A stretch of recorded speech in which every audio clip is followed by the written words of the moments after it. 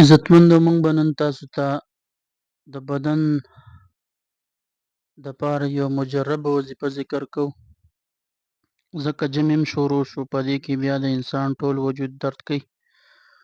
خصوصا د هغه بوډاګانو دپاره چې د هغوی عمر زیات وي او په ژمي کې د هغوی وجود چې کوم دی د هډوکو جوړونه وغیره دا ډېر زیات درد کوي. نو یو نبوي نسخه ده چې کوم انسان دا نسخه د ځان دپاره غوره کړي او ویې الله جل شانه به د ده په بدن کې څومره بیمارۍ دي، څومره دردونه دي، څومره پریشانۍ دي، الله جل شانه به هغه ختم کړي او دا په عافیت سره به د ده زندګي تیریږي.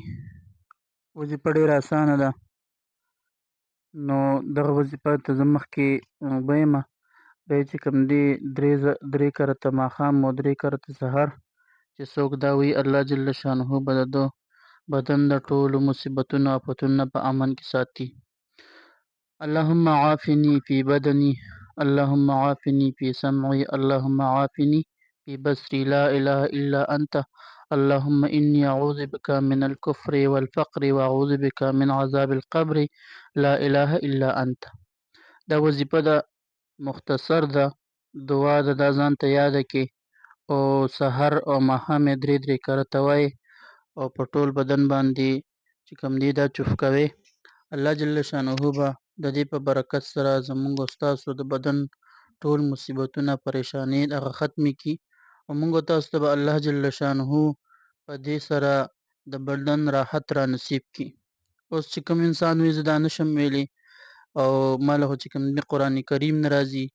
نو هغه دې کوشش دا کوي چې هغه د بل ملګري ته ووایي چې یاره دا وظیفه دا دعا ما ته ووایه، په دې سره چې کوم دی زما د بدن دا دردونه د تکلیف الله جل شانه په امن کې کړي. او که داسې نه وي نو ځان له په دې باندې چې کوم دی اوبه هم دمولی شي، ځکه دعا ده. نو دعا دپاره چې کوم دی انسان د خپل بدن او د خپل چې کوم دی وجود د دغې د خیر دپاره دا دعا دې ووایي، الله جل شانه به د ده دغه بدن او د ده دغه وجود چې کوم دی دا صحیح سالم وساتي او پریشاني به الله جل شانه ختمه کړي.